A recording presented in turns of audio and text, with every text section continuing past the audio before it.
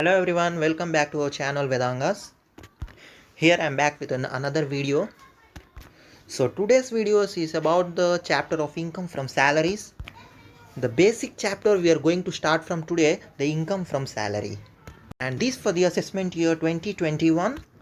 So here we are going to start the income from salaries chapter. Here you will learn all the basic concepts of income from salaries from the section 15 to 17 under the assessment year 2020 to 2021. Okay. So stay tuned till the last of the video and learn about the basics of income from the salary. So if you are here first time to the channel, please subscribe to our channel and hit the bell icon for the regular updates. And also join to our Telegram channel, link given to the description for the notes and PDFs of chapters which we are going to learn here. Okay.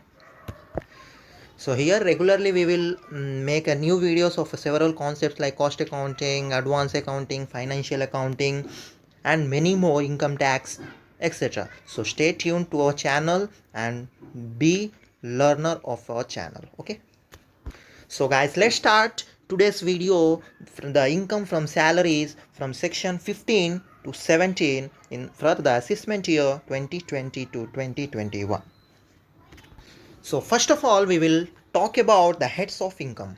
If we are going to talk about the direct tax contain a regulatory body which governs the direct tax, which is called a CBDT, that is Central Board of Direct Tax. So now there are 5 heads of income. That means a person can earn income from 5 source of income, that is 5 heads of income. So the first head of income is salary. So as we are learning here income from salary, the first head of income is salary. And the second one is the income from house property.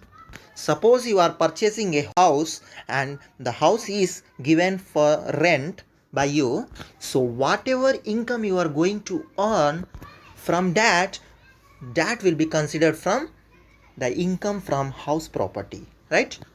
Next is, if you have your business, if you have your profession, so whatever income you are going to earn from that business or profession will be taxable under the head profits and gains from business under profession. Okay. So then the next point comes, if you have an capital assets and if you are selling that capital assets which you are gaining, it is also called as transferring capital asset. So there arises 2 types of gain, which is long term capital gains and short term capital gains. So this capital gain topic we will learn in capital gain chapter. Okay. So further we also have one more head of income, and this head is not taxable under these 4 heads. And if that is your income, then a separate head is made, and that separate head is called as income from other source. Suppose if you have earned some income from lottery prizes, suppose you earned some income from lottery prizes or some income from other sources like dividend, bonus, then that all incomes are considered under other source of income. Okay. So these are the 5 head of income. So whenever the direct taxes arises in our question, these 5 heads are taken as a head of income. Okay. Okay. So today we are going to start about the salary. So here income from salary. Very important point, that is a income is treated as a salary income when we treat a income as a salary income. So here it is very important point that there should be employer-employee relation. That means master-servant relationship in order to consider income as income from salary. To consider the income is from salary, there should be a employer-employee relation. That is the first point. Suppose if a person is working under an organization, so then the person is an employee and the organization is treated as an employer. So for providing the valuable services, the employee is getting monetary consideration, and that monetary consideration is nothing but that is income from salary. So first of all, you need to understand the income from salaries when it occurs, that is when the employer-employee relationship take place. Okay. So now coming to the second point, the remuneration earned by employee director is taxable under the head salary, whereas the remuneration earned by non-employee director is taxable under other sources. So here, if the directors, the company directors gets a salary, whichever remuneration he gets, the company director, then that is comes under the head salary. But sometimes, in some cases it happens that the person is a director of a company but he is not an employee of that company. That means the person is from outsider directors. Sometimes the outsider directors comes into the company but he is not an employee. That means the person is non-employee. So the non-employee director also gets some remuneration, and that is also taxable, but that comes under other sources, not under salaries. Okay. So our third point is, whatever partnership forms, in the partnership form, the partners, whatever they get salaries, so they are taxable in the hands of partners under profit and gains under business or profession. Okay. And that is as per section 40B. Okay. So that salary is not treated in the income from salaries. So these are the points you have to remember, that is in the income from salary. In the income from salary, there should be employer and employee relationship. So now we will go to the next topic. First of all, in this whole chapter, we are going to cover the 3 sections under this chapter. That is section 15, section 16 and section 17. Okay. So the first section is chargeability section. So chargeability section means, under this section it is shown on which concept the salary is taxable. So the salary is taxable under the basis of due basis and receipt basis. Okay. Due basis means salary is made due but you didn't get it, right? Then it is also taxable. But even though if the salary is received to you, that means receipt basis is also taxable.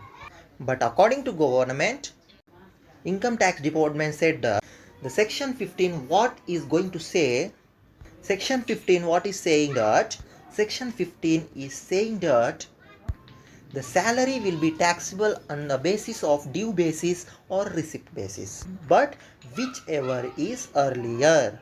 So under these two, whatever you get earlier, that would be treated as a taxable. So suppose a salary due basis date is near with you.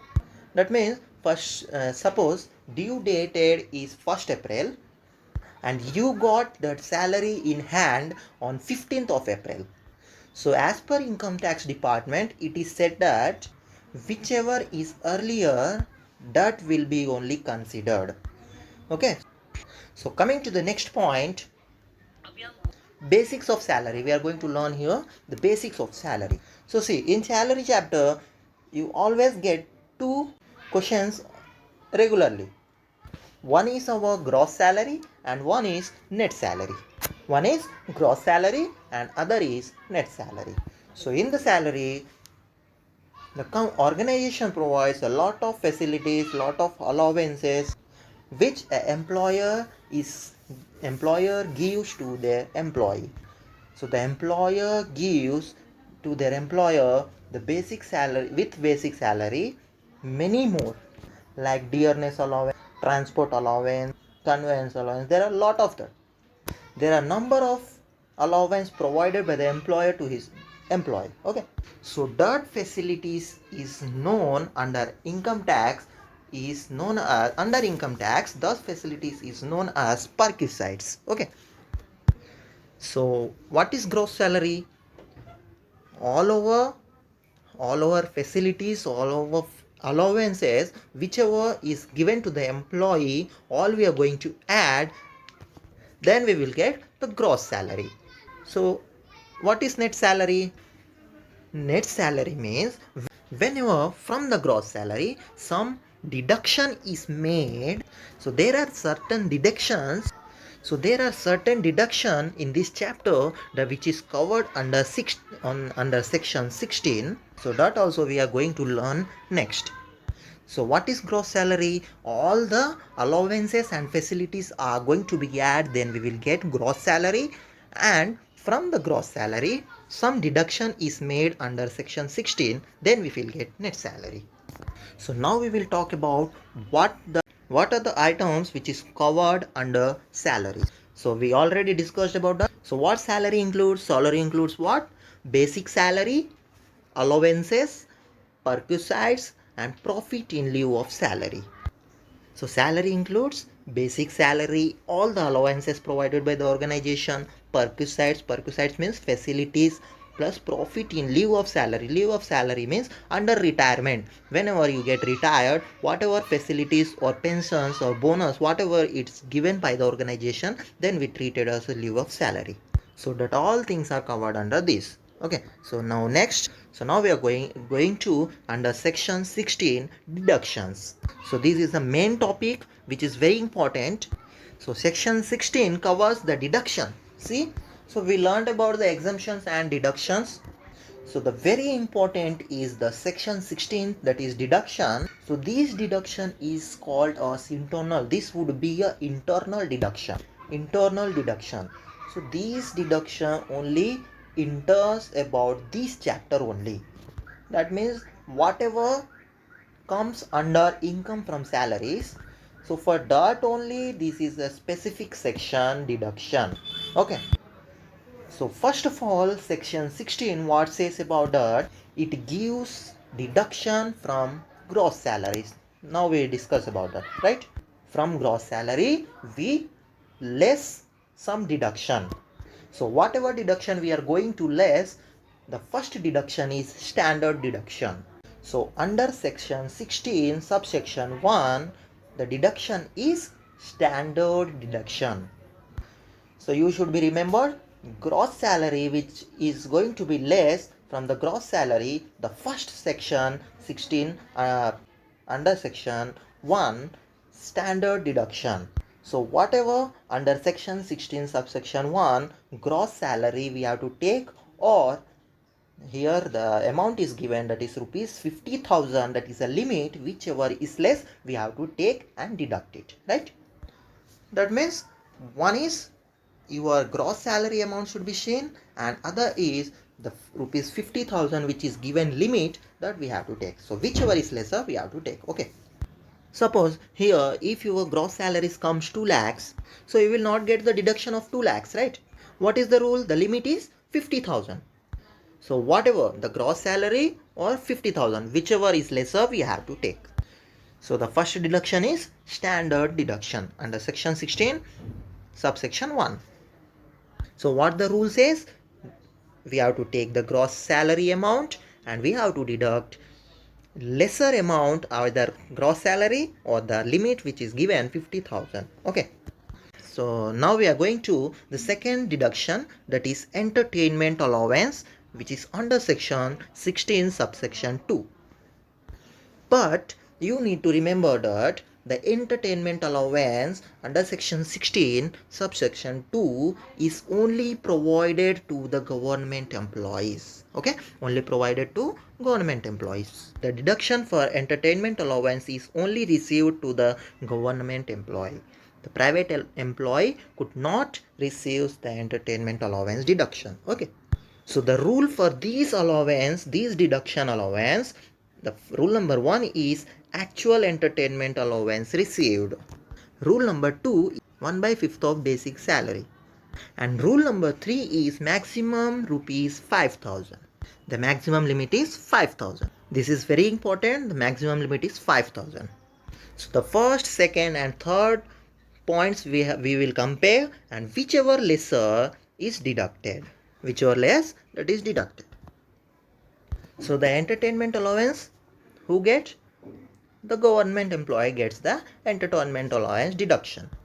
on the basis of three rules, that is actual entertainment allowance received 1/5 of basic salary and maximum limit is 5,000. So the third deduction is profession tax. It is under the section 16 subsection 3. Profession tax is under section 16 subsection 3. So this profession tax deduction received by both the government and private employees. So whatever their salaries, on that basis, on the basis of salaries, they will get the deduction. So we have covered now two sections, section 15 and section 16. Section 15 is what about? Section 15 is about chargeability of salary and section 16 is about deduction. Okay.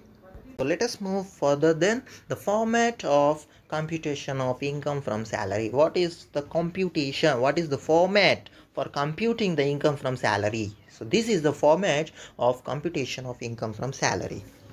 First of all, the format, the pro forma of the income from salary is we have to draw the particulars amount column and one more amount column. So after doing this, what we have to do? First of all, we will write all the points line by line under the particular sections. So whatever related to the salary, we have to write here and add that all to get the gross salary. So after we add these all points, what we will get? We will get gross salary. So after getting gross salary, what we will do? We deduct some deductions from under section 16. That is standard deduction, entertainment allowance deduction and profession tax deduction. Right? So then we will finally get the net income from salaries. Okay. So this is all about the pro forma and the format of computation of income from salaries, which you have to remember for the further problems. Okay. Now we will discuss about the section 10.10. So we will discuss some topics about the section 10.10 because the same deduction, the same allowances we give to the employer give to their employee from the organization. So the first is gratuity. The meaning of gratuity is whenever a person retires from the organization, then he is paid the lump sum amount during the retirement from the organization. And this is covered under the Gratuity Payment Act 1972. So the gratuity is covered under section 10, under section 10. Okay. So the first is government employee. So if the government employee is getting the gratuity amount, then you need to remember that would be fully exempted. That means a government employee gets whatever amount, then there would be no tax on the government employee gratuity amount. Okay. But if the private employees get a gratuity amount after retirement, so first of all you need to remember it has two things. One is payment of gratuity act applicable and second one is payment of gratuity act non-applicable. So I have posted here two things. You need to remember only any one. So according to your level of calculation, the private employee, the maximum limit is 20 lakhs. So whatever he get gratuity amount, the maximum limit would be exempted, that is 20 lakhs. That means only up to 20 lakhs the gratuity amount would be exempted, and after that whatever amount it is coming, that would be taxable. Okay. So further we are going to the section 10 under section A, that is pension. So the pension consists two types of pension. One is uncommuted pension and second one is the commuted pensions. Uncommuted pension and commuted pension. So uncommuted means monthly pensions, or also we say periodical pension. So uncommuted is a monthly pension or periodical pension. So uncommuted pension is taxable even though it is a government employee or private employee. But coming to the commuted pension, government employee has fully exempted. They never need to pay any tax under commuted pension. So this is about section 10A. Okay. So now the main important point is allowances. So here you need to remember some abbreviations. I have made some abbreviations which you can remember easily. So what are the allowances? So with the salary, some extra facilities is provided by the organization or a company to its employee. With salary means additional to the salary, some facilities and some allowances, extra income is given by the employer to the employee, then it is known as allowances. Like some traveling expense, like some traveling allowances, many more allowances are given by the organization to the employee. So one by one we will discuss all. So on this basis only I have made some codes which you can remember the allowances easily. So first allowance is taxable allowance. So see here taxable allowances have some allowances, that is dearness allowance, entertainment allowance, city compensatory allowance, medical allowance, lunch allowance, any other allowance, servant allowance, warden allowance, other overtime allowance, telephone allowance and many more allowances which is covered under taxable allowance. So these allowances you need to remember with abbreviation, that is code. So the code is December DEC. What you have to remember? December DEC. Then MLA. December MLA. Then is SWOT. SWT. SWOT. Okay. December MLA SWOT. See here. DEC. D means dearness allowance. E entertainment allowance. C city compensatory allowance. And next MLA. M medical allowance. L lunch allowance. Any other. A any other allowance. Next SWOT. S servant allowance. Uh, W warden allowance. O overtime allowance. T telephone allowance, right? December MLA SWOT. This is the code for taxable allowance which you have to remember. So you note these all allowances in a same format that you can remember in the same code, that is this DEC MLA SWOT, right? So this mnemonic is very easy to remember the allowances of everything. Okay. So next point is partly taxable allowance under office. Some allowances are like, that is office allowance, but it is partly taxable, which is partly taxable and partly exempted. Okay. Those allowance which are some parts are taxable and some parts are non-taxable, which is given for office use only, but that is partly taxable. Okay. So which is them? So what are that? Uniform allowance, traveling allowance, helper allowance, daily allowance, academic allowance, and conveyance. Okay. So for these allowances, the code is, so here the code is UT, that means Union Territory, HD, and AC. You can remember anyway, UT, HD, AC. Okay. So these are the code for partly taxable allowance. So next point is partly taxable personals. So partly taxable personal means those allowance which are given to the person but which is also paid partly taxable. Okay. Some parts may be taxable and some parts may be non-taxable. So these allowances are easy. That is children's, we have to remember children hostel allowance, children transport allowance and children education allowance. So when we are talking about the hostel allowance, 300 per month per child up to 2 children, that is hostel allowance under partly taxable personal. And next is transport allowance, that is 1600 per month, but for handicap 3200 per month. And third one is children education allowance, that is 100 per month per child up to 2 children. So here the code word you have to remember, that is HTC.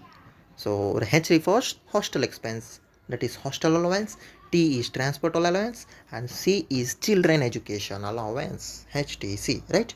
So by these allowances we are going to solve many questions in the further classes. Okay. So I hope you have cleared all the abbreviations and you will be remember the allowances through this abbreviation. Okay. So now coming to the last part, last section is section 17 under section 2 perquisites. So perquisites means any kind of additional benefits provided by the employer to the employee. This is also known as fringe benefits or additional benefits. So if our employer is providing a lot of benefits to us, like here I ordered rent free accommodation, gas, water, electricity, transport facility and medical facility, etc. Then according to the tax language we say perquisites. Okay, and that is covered under section 17 subsection 2. So this is all about today's lecture in our channel. So I hope you understood well. So subscribe to our channel and like the video and share to your friends that they can also learn from this video and comment to us. Okay, and also don't forget to join the Telegram channel. This PDF is also shared under Telegram channel. So join the Telegram channel from the description. So thank you. Have a nice time.